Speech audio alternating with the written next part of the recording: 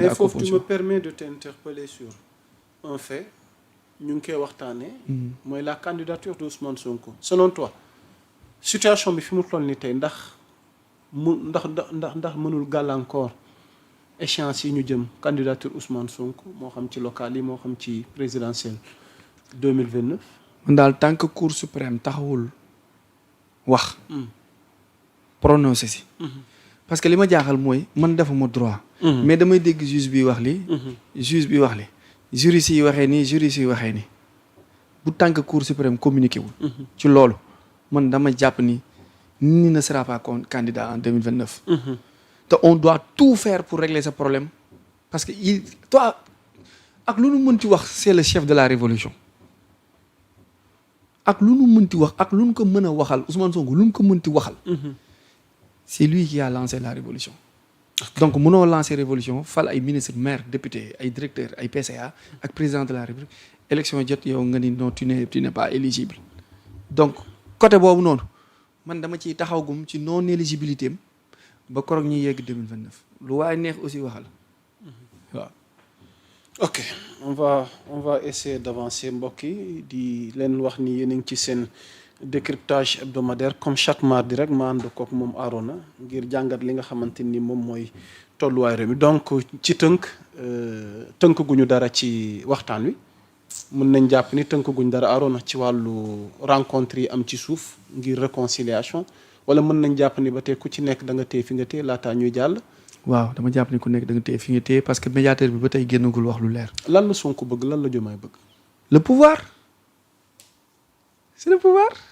problème bi c'est le pouvoir. parce que ñu bëri tamit bu lii yëpp jàllee li ñu bëgg a xam mooy lan moo leen war a. pouvoir féewale. pouvoir la nit moo mel noonu pouvoir njiit kilifteef la moo leen boole leneen boolewu leen du alal du xaalis du doom du njaboot du intérêt c'est le pouvoir ñaari kuy leen c'est le pouvoir Sonko mi fal Diomaye ak Diomaye mi falu Sonko mi falaate ak Diomaye mi nu fal c'est le pouvoir moo leen boole. ok Demba Thioune maa ngi lay nuyu le juriste gars yi namm nañ la nag surtout man mi xam naa nag moom xanaa balaa semaine bee jeex dig ma may benn jotaay maa ngi lay nuyu di la jox sa wàccuwaay. alors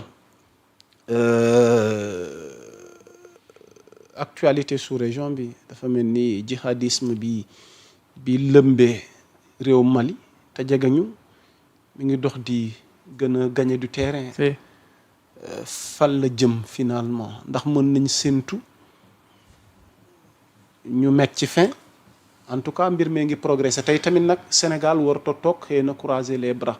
ci li xew ci sunu dëkkandoo yi ñu nekkal ci sous-région bi n'est-ce pas. oui effectivement alors qu'en est-il actuellement ci wàllu xibaar situation Mali bi jihadisme bi fait progresser lan lañ mën a tënk Arona. mais liaison bi Bamako am ak Dakar moo waral Aly Ngouille Ndiaye ñu recevoir ko.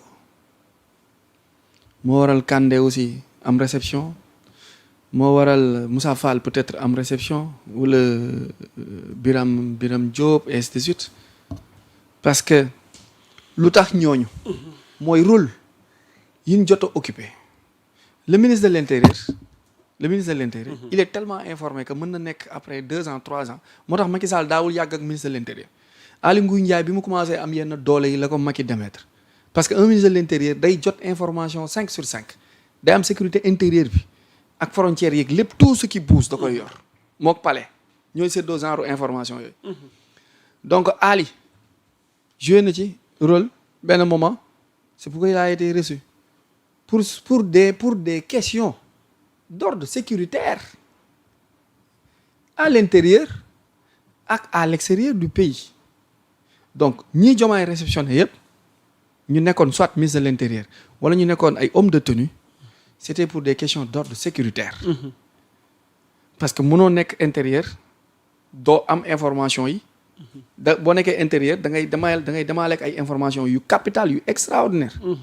soo nekkee aussi ay général wala nga nekk ci sem gars yeeg yooyu aussi tu détiens de l'information. sensible te ñoom conseil de sécurité dañoo am ay droits yu ñu habilité.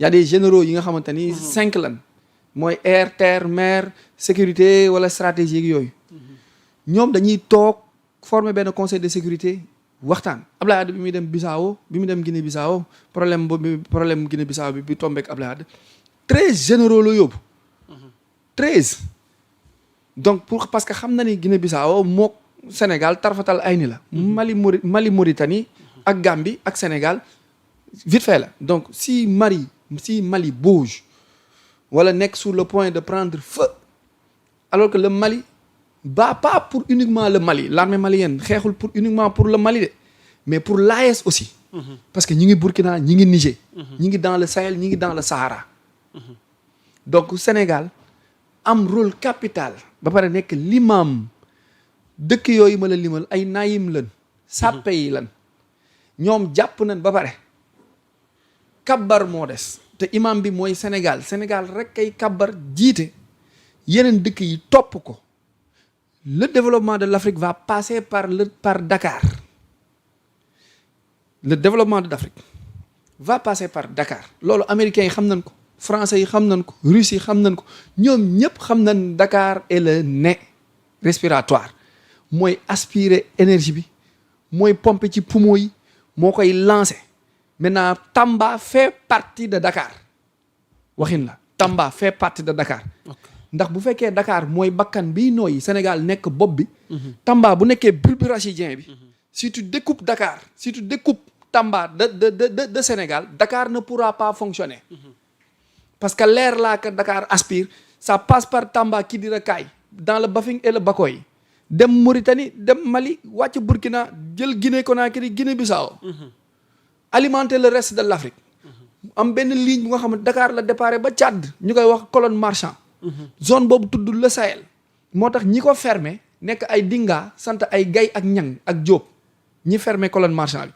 Gay ak Ñang ak Diop lañ sant Soudan du Sud ñi ko fermé ci beneen côté bi Dakar sant Gay ak Ñang ak Diop mu nekk même peuple même ligne AES attend que Dakar maintenant l'Europe ne veut pas se réveiller là ñuy animer di créer ay djihadisme ay mouvement indépendantiste di ko jaar à partir de Libye 14 ans ñuy manque pétrole Kadhafi bi nu rey di yóbbu di alimenter Algérie di jouer top di alimenter par le nord ñu bëgg a dagg les Targui Touareg Kidal Tombouctou Gao bëgg leen séparer ak bambara yi nga xamante ñoo dëkk Mopti Sikasso wala Bamako emmerder leen par le sud passer par Côte d'Ivoire jaar ci Alassane Dramane Ouattara pour déstabiliser uniquement cette zone bu nga xamante ni bu jëlee ses envols te loolu Waly Diouf Bodian am ci part de responsabilité parce que moo jiite port de Dakar ak train les chemins de fer de Thiès ñu dem dans le développement mais Diomaye occupé très chargé par ces questions sécuritaires mais du fi nekk di lijjanti ay problème Aïda Mbodj ak ay problème Mimi Touré mais il va convoquer Aly Ngouille Ndiaye mi nga xamante ni joué na ci benn rôle il va convoquer colonel Kandel bi nga xam général Kandé bi nga xamante ni il a fait un gros travail au niveau de la Casamance il va convoquer Moussa Fall mi nga xamante ni ci ak Antoine Diome yi nga xamante ni ñoom ci problème mu rayante bi xeex beeg yooyu noonu ñoom ay acteurs la noonu malgré les divergences dañuy jël suñu divergence teg ne dañuy teg affaire u Sonko Diomaye teg affaire u Macky teg affaire u Pastef régler affaire u patrie bi ba pare régler affaire réew mi ba pare xool jàmm ji ak sécurité ba pare maintenant après nag yeneen jamono ñu jéem a xool naka la ñuy lijjantee suñuy problème ak Alec ak keneen ki Antoine ak yooyu ni Chine doon def ak Japon bu ko Japon attaqué chinois yi booloo def bloc lijjanti l'ennemi après suñu paree régler ñoom seen problème maintenant le citoyen il se rend pas compte que Aly Ngouille Ndiaye Sénégal mën na ko soxla Antoine Diomaye mën na ko soxla pour des questions interrogatoires laaj ko lu bokkul ak mu soxla ko ci problème mu cocktail molotov yeeg wala ci problème mu ray beeg yooyu noonu mais les gens doivent connaître on doit aider ce peuple on doit pousser les gens à éveiller dimbal leen ngir yàlla ñu bàyyi débat yeeg wax jeeg werante geeg saaga beeg wax ju ñaaw jeeg xamadi gi ni nekkee te dem jéem a lijjanti ji wala jéem a xami ji sinon fii la ñuy nekk ci ay détails yu nga xamante ni 50 ans après ci pauvreté bii la ñuy nekk et les gens refusent de se développer ou refusent d'ouvrir leur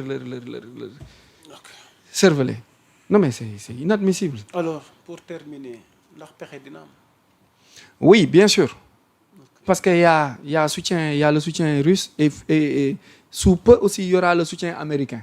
Dans cette affaire. Oui, dans cette affaire du Sahel là, sous peu il y aura le soutien américain. Si Soudan n'arrête pas, si le Nord Mali n'arrête pas, Trump va intervenir. Mais avant, Poutine va intervenir.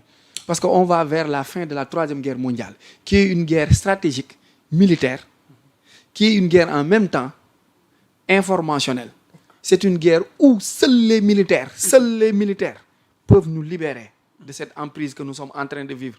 Nous sommes dans une emprise bu nga xamante ni nos mains sont liées, nos cerveaux sont liés par des médias sociaux, des télés, des radios, par des informations yoo xamante stratégiquement ñoom ñooy jot le renseignement. Donc ñoom ñoo mën a détourner. Ils ont la vraie information. Ba pare c'est la classe muette. Ils parlent pas, ils agissent. Only way is the military. The military is the only way, comme ni nga koy waxee. Ils sont la seule voie. Macha allah alors pour terminer ci dernier point bi dafa am benn affaire boo xam ne ñu bëri umpale nañ ko te mi ngi continuer di lëmbi àddina te buñ ci jugul defe naa fa mu jëm ak àddina moom leneen la nar a doon muy l'affaire Epstein. Donc Jeffrey Epstein, donc pour rappeler rek, cette affaire est une affaire de trafic pédocriminel menée par Jeffrey Epstein, nekk benn milliardaire américain impliqué au moins 1000 mineurs et jeunes adultes, et que tamit il y a plusieurs personnalités qui sont également mises en cause et d'autres procédures sont ouvertes. Alors Arona, mbiru Jeffrey Epstein bi ban njàngat lañ ci mën a def ak fan lañ ci tollu gum ci dossier bi ni muy doxee, parce que ñu ngi ci tudd Trump ak yenn kilifa yi nga xamante ni vraiment am nañ taxawaay wu am solo ci àddina bi. Alors qu'en est-il de cette affaire, de l'affaire Epstein, Arona, ak fa jamono toll ak ni àddina di doxee. ak lu mu mën a jur. ak buñ ci jugul tamit lan moo nar a doon ay conséquences am. oui dinaa ci reveniraat. defoon nañ ci point dinaa ci reveniraat. dinaa ci reveniraat non seulement mais pour wax aux Sénégalais, certains de ces Sénégalais. que Arona du ngeen ko mës a vaar. ok le VAR ne sera jamais négatif.